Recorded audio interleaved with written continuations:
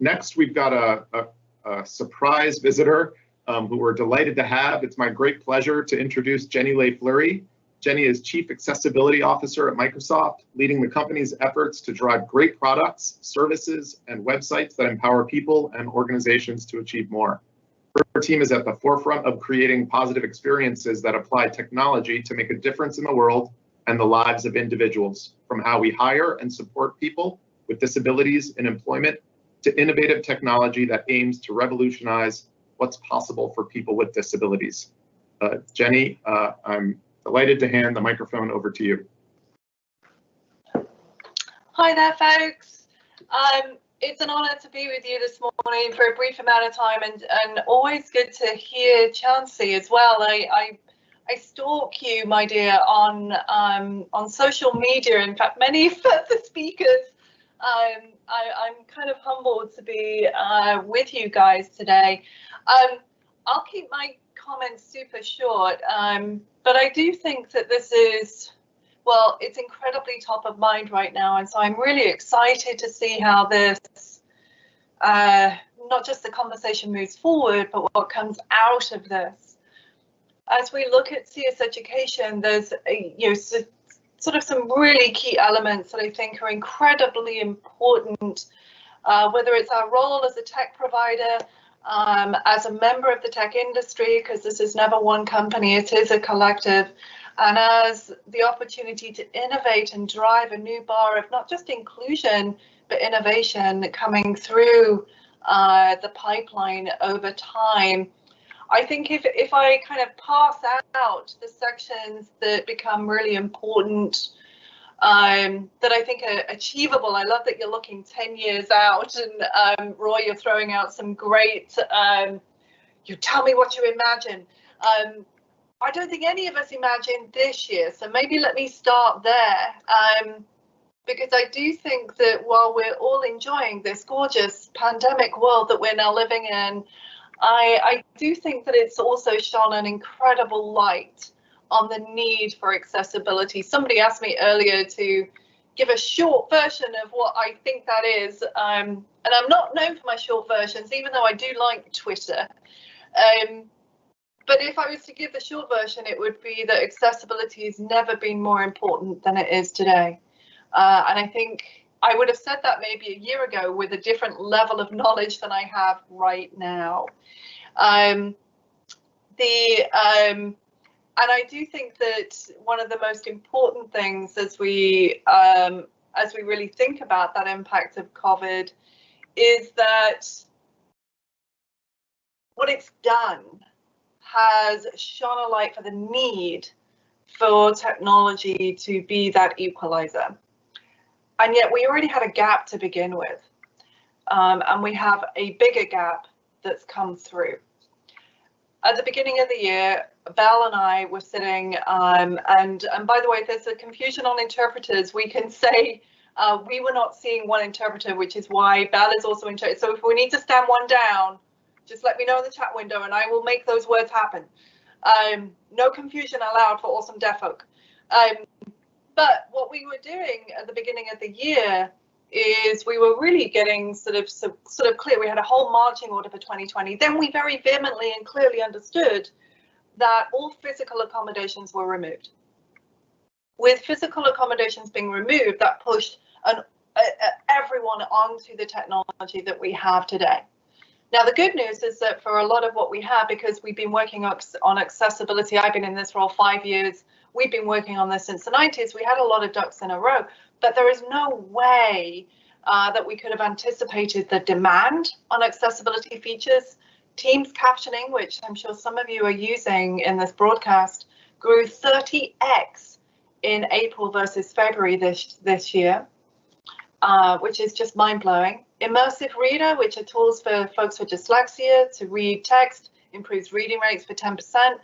That grew 560%.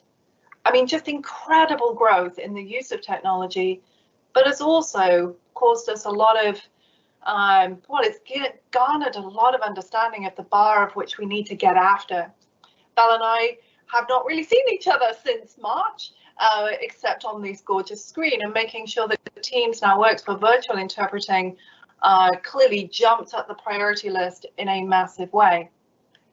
If I zoom out a little bit, why is that important? Well, I think if I think about education and I think about the process, I'm sitting in my little cozy office. I got 2 kids up there taking classes, one in college and one in middle school.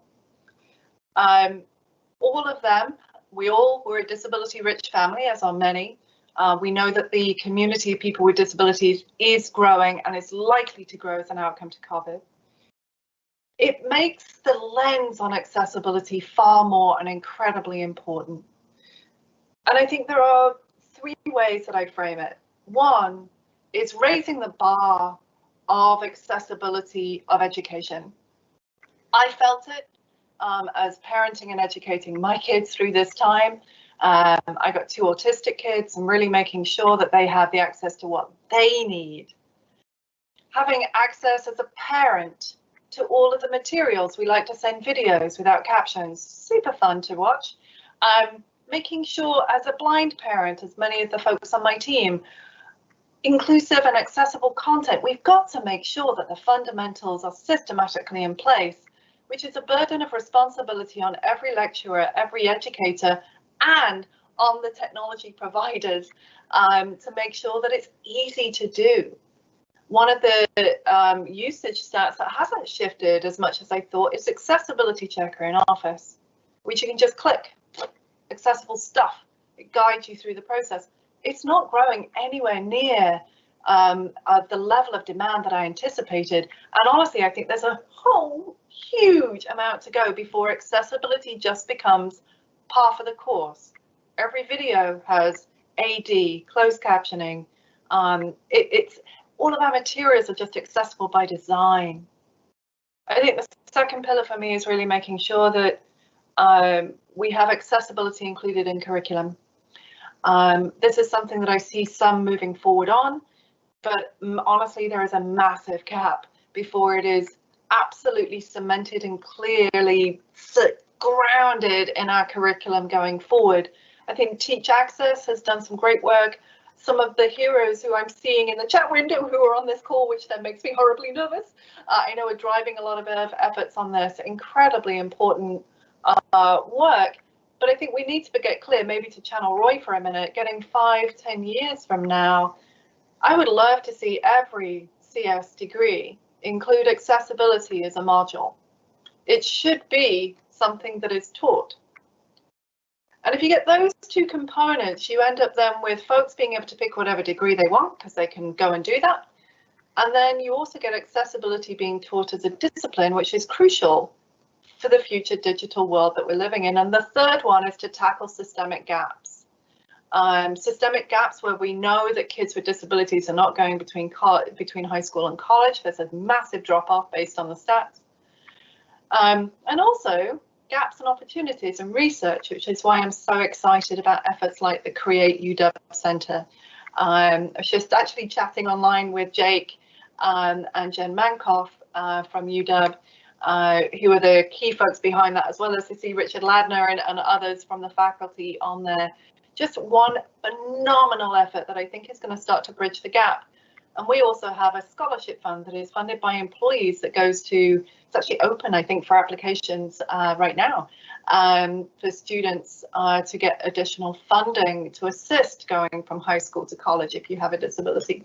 Just 3 nuggets of joy that I think are the key in front of mind for me as we think about as we exit this glorious dumpster fire of a year and enter next year, the priorities that we'll be picking up as we go forward, but candidly learning from all of you as well on top of that. So 3 small tiny nuggets of joy that and I wish I could consume the entirety of the rest of the forum here. Please, if you've got anything else that you think me, my team, the collective gorgeousness of the humans at Microsoft who are so passionate and dedicated to this, I'm all ears. They're deaf ears, but I'm all ears. and you'll always find me on social media, and I know many of you have my email, so bring it on if there's other things that you think that we should be looking at. But most of all, I just wanted to say thank you for building this and investing your time to move things forward. So with that, Roy, let me pass back to you. Thank you very much, Jenny. It's always great to have your perspective, and informative to hear about, you know, the priorities and agenda that you're setting for our company, and I'm sure, as we know, will hopefully help support many other companies and individuals out there to achieve and do more. All right, well, that wraps our morning portion for our speakers. We're going to call a quick little audible here and offer up 10:50 as the time that we come back, since we're a little bit over on our original break time for the morning talks. Everyone should have a link for the breakout group that they're assigned to. Please find that link and click on it at 10:50. And remember, this is where the hard work begins. Roll up your sleeves, put on your thinking caps, and let's come up with some really, really great, compelling, strategic white papers as part of these breakout groups.